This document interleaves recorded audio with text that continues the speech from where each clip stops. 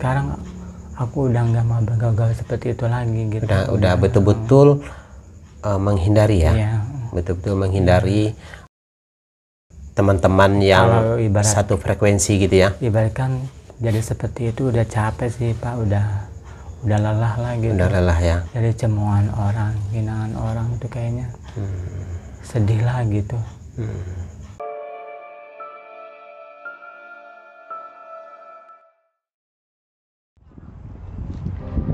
Assalamualaikum warahmatullahi wabarakatuh. Selamat datang di Detik Asa dalam aksi nyata berbagi rasa menebar asa. Ya teman-teman, sore ini kita berada di atas kapal feri. Kita akan menuju Lampung mendatangi rumah Oji. Kemarin kita sempat video call sama Oji. Kita berjanji mendatangi dia hari ini. Hari pertama kita akan mengunjungi rumah Oji. Besok hari kedua kita ke rumah Rusdi di Pesawaran Lampung. Seperti apa pertemuan kita? Ikuti terus perjalanan kami.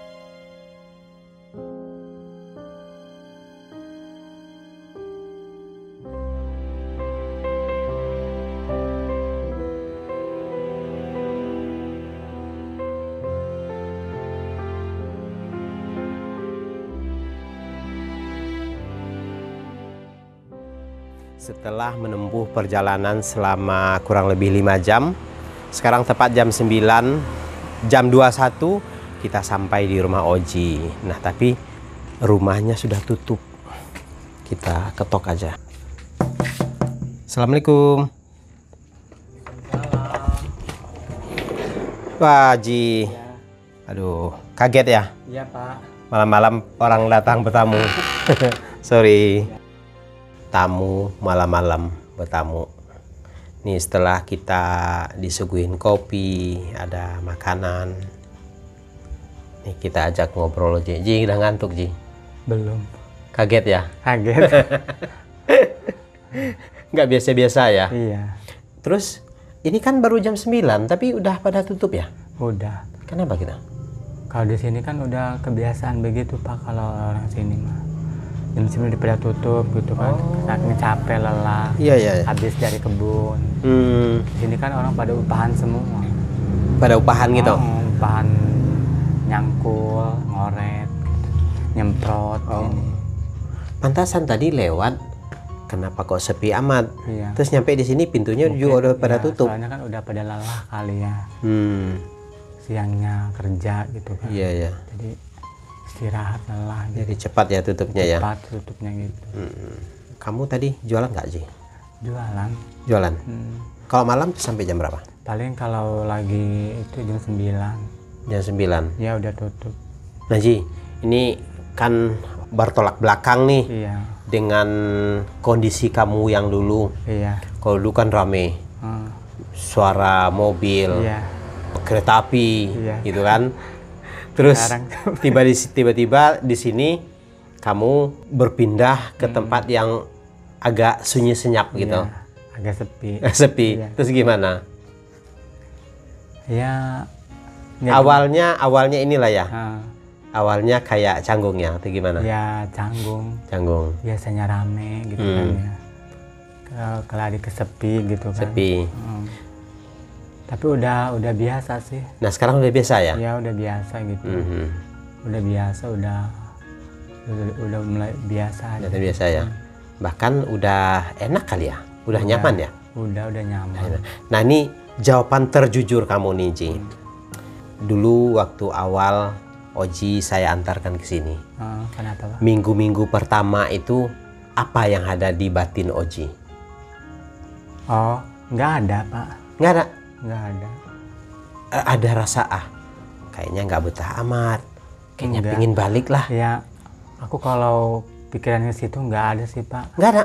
Nggak ada, aku nggak Keren ini. pengen balik ke Cilegon gitu nggak ada. Nggak ada. Ya kan namanya kan udah pulang kampung kan, aku nggak mungkin ingat-ingat Cilegon lagi. Wah, ini tos dulu Oji. Ini keren jawaban ini, keren ini. Ya soalnya kan udah kampung aku sendiri kan, di sini kan Iya. enak gitu kan. Ini nggak nyangka nih jawabannya yang kayak gini. masa-masa lalu dilupain gitu Bapak kan. Yang lalu biarlah Iya, berlalu, yang kita berlalu. tetap masa depan. Iya gitu. Terus ini jawaban terjujur lagi nih Ji. Iya, Pak. Sejujur-jujurnya. Nyesal nggak? Nyesal nggak pulang? Ya ngapain nyesel Pak? Aku nggak nyesel kok. Nggak nyesal? Malah aku senang di sini. Malah senang? Iya. Merasa terpaksa? Enggak. Misalnya ada yang ngira nih, Hmm. saya paksa, saya intimidasi Oji harus pulang gitu. Pernah nggak Oji saya paksa? Ya sistem paksa sih nggak ada, emang dari dulu juga, dari awal ketemu Bapak itu memang aku pengen pulang. Emang pengen pulang ya? Iya, jadi kayak ada firasat seperti yang gimana lah gitu, suka keinget-inget orang tua gitu kan, inget orang tua pengen pulang, gimana caranya gitu Pak. Ada rasa pingin pulang tapi belum tahu caranya Iya, gitu ya, belum tahu belum ada caranya. jalan lah Ya, untuk belum menuju ada- ke sini gitu iya, ya. belum ada jalan. Nah, belum ketemu Pak Asri kan langsung pulang ke sini gitu kan. Ya, ketemulah jalannya Iya, ketemu melalui juga Detik gitu. Asa aja ya. Iya, ketemu jalannya sama ketemu Bapak. Ketemu jalannya kan. Iya, iya. Nggak ada yang namanya pikiran nyesel-nyesel, nggak ada. Nggak ada. Nggak ada Pak. Malah aku nyaman gini. Oh ya, jadi dulu ini cerita sedikit ya. Awalnya Oji, awalnya kan yang memutuskan untuk pulang duluan itu Rusdi. Iya. Rusdi, sementara Oji belum memutuskan untuk pulang, dia masih pikir-pikir. Iya, emang belum. Nah, kemudian di satu momen kita bercerita nih, rame-rame ngobrol, ada Oji, ada Lulu, ada Rusdi dan yang lain-lainnya. Kita ngobrol tentang kehidupan para waria. Iya. Pak. Ingat nggak? Ingat ya. Ingat. Terus saya bercerita pernah ataupun sering membaca berita atau melihat berita di TV seorang waria yang sudah tua, banyak yang meninggal di kolong-kolong jembatan, Iya. di pinggir-pinggir kali, di rumah-rumah liar. Iya. Nah, itu di kota-kota besar yang saya ceritakan itu, di kota-kota besar banyak waria-waria yang sudah tua meninggal dalam kondisi yang sangat mengenaskan tanpa ada satupun keluarga. Nah, saya bercerita itu kepada mereka. Dari cerita itu, Oji bercerita ke temannya, ke Rusdi kalau nggak salah, dia ke Rusdi. Jadi dia tersadar dengan kata-kata itu. Tersadar mengingat kalau nasib dia bakal seperti itu ketika tinggal di kolong. Takut meninggal di kolong, nggak ada keluarga. Akhirnya besoknya Oji memutuskan untuk ikut pulang. Gitu ya Ji ya? Iya sih, pas ada cerita kayak gitu, kayaknya takut gitu ya. Takut ya? Iya. Udah lah, langsung pikiran yang ya aku pengen sadar gitu. Pengen sadar ya? Iya, kayaknya ya serem banget lah gitu. Iya. Ada yang cerita kayak gitu kan. Iya. Terus kalau saya mati gimana? Kan nggak ada saudara, nggak ada apa gitu. Iya. Udahlah, aku mending pulang aja ke kampung kan. Udah tepat. Udah tepat lah, saya pengen pulang aja saya. Jadi yang saya ceritakan itu Ji, jadi sebenarnya bukan nakut-nakutin. Saya nggak nakut-nakutin. Itu real terjadi di kota-kota besar itu banyak sekali Ji. Ya kadang-kadang suka ada yang ngomong, lah kalau bencong mau kalah mati bawa aja ke laut. Biasanya kan ada yang kayak gitu ya. Merasa terhina ya dengan Iya, kata-kata kayak gitu ya. Suka ada orang yang di gubuk-gubuk gitu kan. Iya, di gubuk-gubuk kolong gitu. kan. Ah. Ibu kan sering bercanda gitu kan. Apa katanya? Udah kalau bencong mau kalah mati dibuang ke laut aja katanya. Soalnya suka nggak ada identitas katanya. Nggak ada identitas.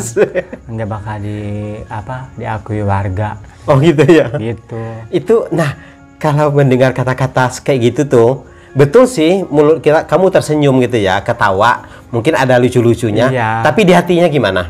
Ya di hatinya ya gitulah, takut sedih gitu ya, aja, gitu. Merasa nggak berharga atau bagaimana ya? Iya, takut kayak yang diceritain bapak itu gitu. Iya, takut mati di kolong. Ya gitu Pak, gitu kan.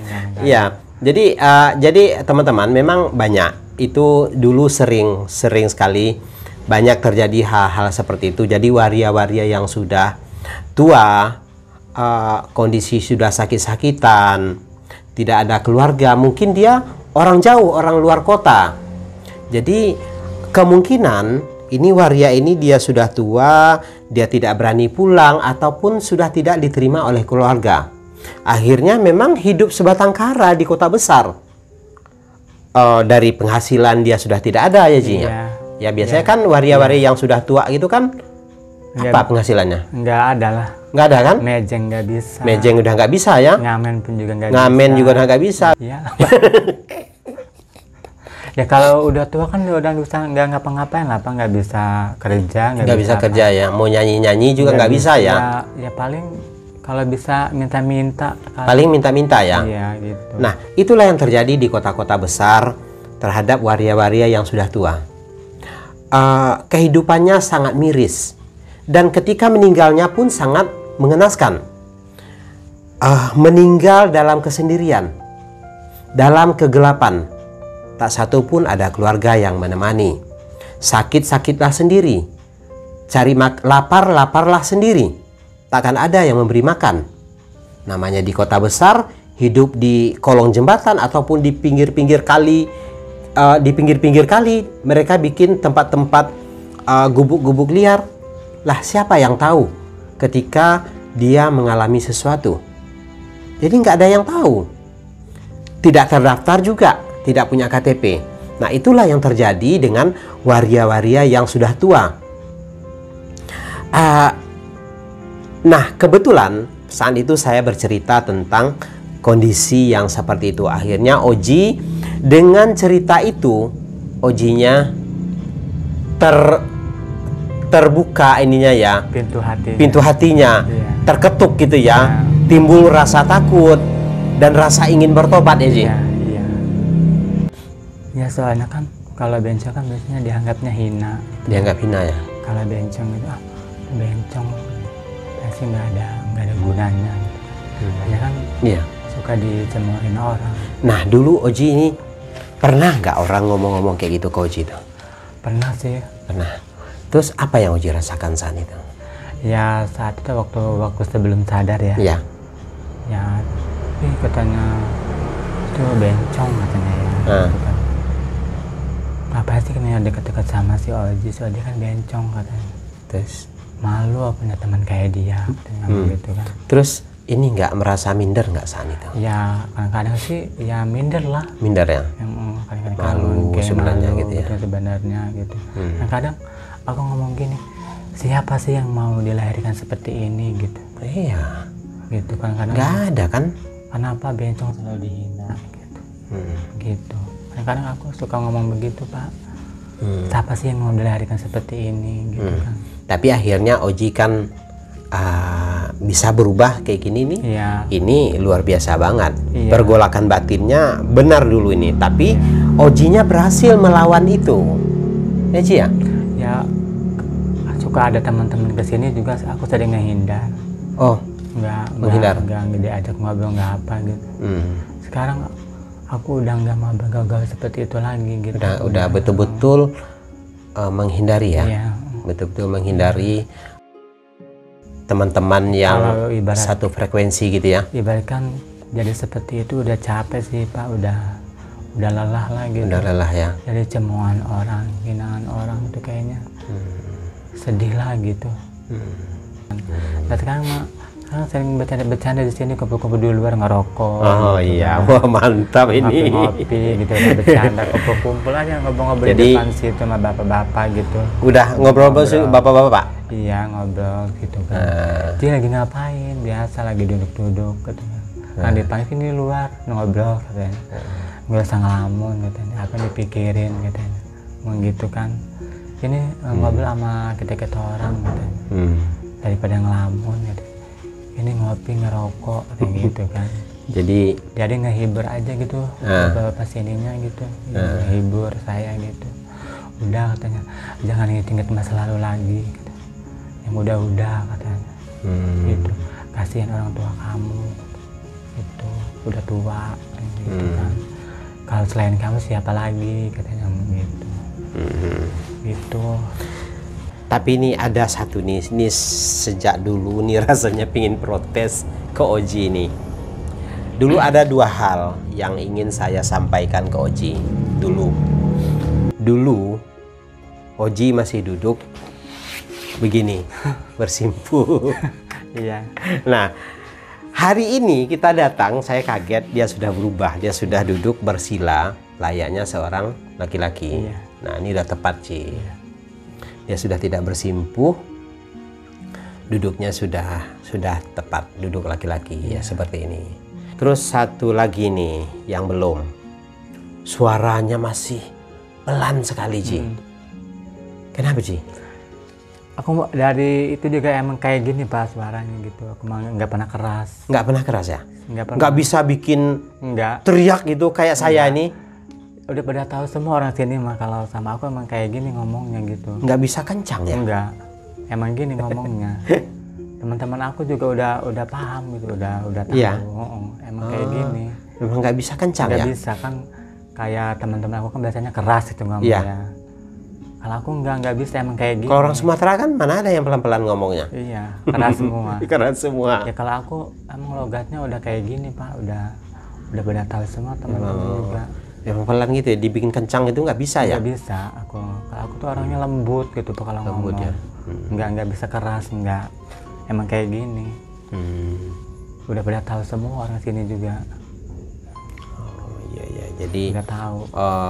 memang nggak bisa untuk mengeluarkan suara yang besar itu, yang kencang itu nggak bisa. Nggak bisa. Jadi memang suaranya halus, pelan sekali ngomongnya. Iya nggak bisa keras kayak orang-orang. Iya. Nggak bisa gitu Pak. Emang kayak gini suaranya gitu, nggak bisa. Orang sini juga udah pada tahu. Udah pada tahu ya? Iya, udah tahu. Iya.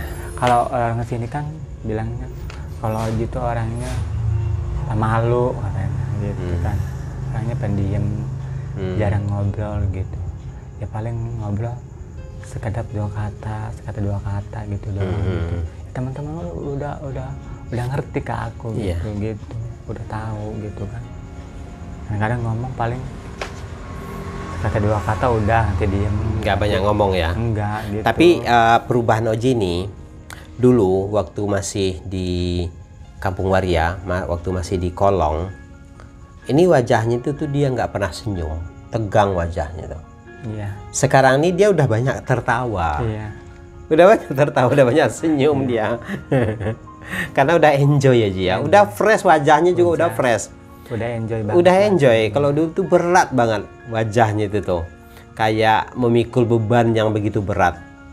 Tidak pernah tersenyum. Iya. Wajahnya berat. Berarti benar-benar Oji nggak ada yang memaksa, nggak menyesal pulang, dan bukan karena iming-iming. Bukan. Ya dari awal pertama juga, kadang aku suka ngomong sendiri ya. Nah. Ya Allah, kata kalau ada orang ngajak pulang, aku mau pulang ke kampung, aku bilang gitu kan. Nah berhubung nggak ada yang gitu kan. Ya ini ketemu bapak, ya alhamdulillah gitu. Dari keinginan aku dari dulu tuh pengen pulang Pak ke sini. Gitu. Pulang ya. Cuman nggak ada yang nganterin gitu. Iya. Nggak ada pulang yang, juga takut ya. Nggak ada orang yang nolong mau pulang ke sini gitu Pak. Gitu kan. Dari awal juga udah capek, udah lelah lah ngamen gitu kan. Pengen istirahat total gitu Pak. ibaratkan kan. Soalnya udah hampir 12 tahun aku nggak pulang, keinget mama gitu kan, keinget keluarga gitu kan. Kok aku ini kayaknya berdosa banget gitu sama orang tua aku gitu kan. Bapak aku meninggal pun nggak tahu gitu kan. Karena mama aku meninggal lagi, ya aku berdosa banget. Berdosa gitu banget kan. ya. Iya. Jadi bapak meninggal kamu nggak tahu, kakak meninggal kamu nggak ada. Iya makanya itu. Nah kan. kalau ibunya pergi dijemput sama Allah juga kamu nggak ada, kan betul-betul sebuah penyesalan seumur hidup kan.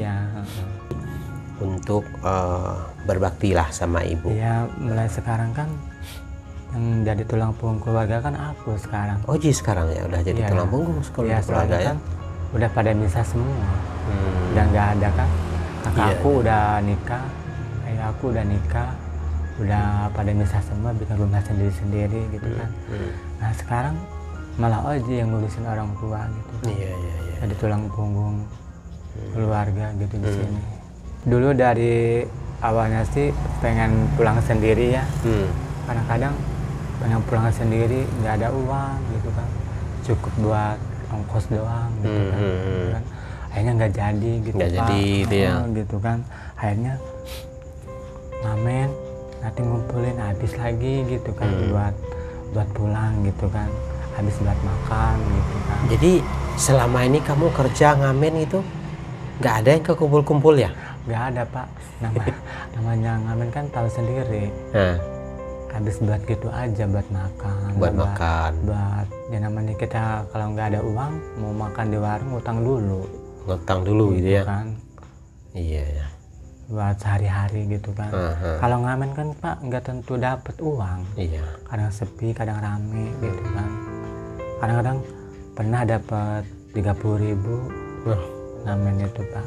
30.000? Iya, 30.000. Susah juga ya. Buat makan juga kurang kan. Buat ngerokok, buat ngopi, akhirnya ngutang ke warung. Ibaratkan kalau ngamen itu kata orang-orang ibaratkan dapatnya gede ya. Enggak Pak, kadang-kadang paling gede itu 70.000. Oh paling gede 70.000? 70.000 gitu kan. Paling gede.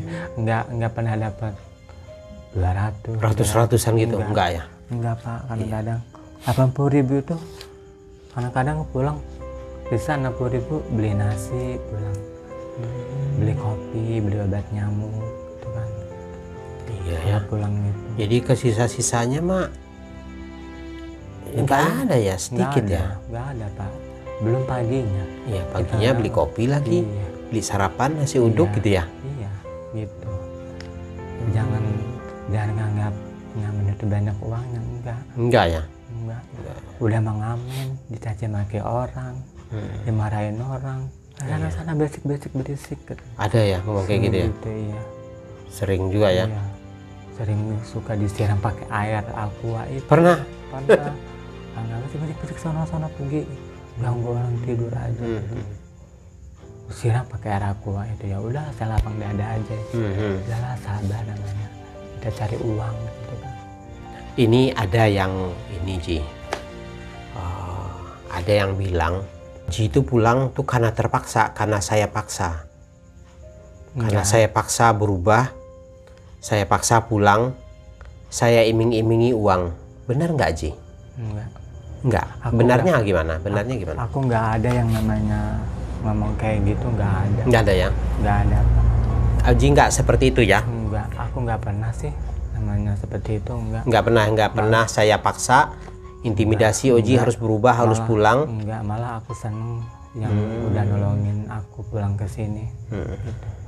Malah seneng ditolongin, udah dibawa pulang. Senang ya? Iya, senang banget gitu. Soalnya sekarang Ji ada yang menghujat kita nih Ji, ada yang nggak senang apa yang kita lakukan. Iya. Ada yang nggak senang. Jadi mereka mengatakan bahwa kami memanfaatkan waria demi konten, demi mencari keuntungan yang besar, demi uang. Ada ya, dedengkot waria. Kalau sistemnya orang ngomong seperti itu kan, ibarat kan nggak punya etika lah kalau ngomong seperti itu.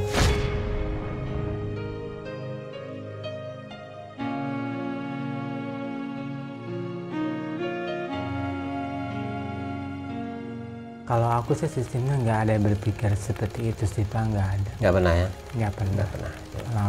Kalau aku tulus dari Tulus hati ya, aku paling dalam. Karena aku dulu dikatakan pulang.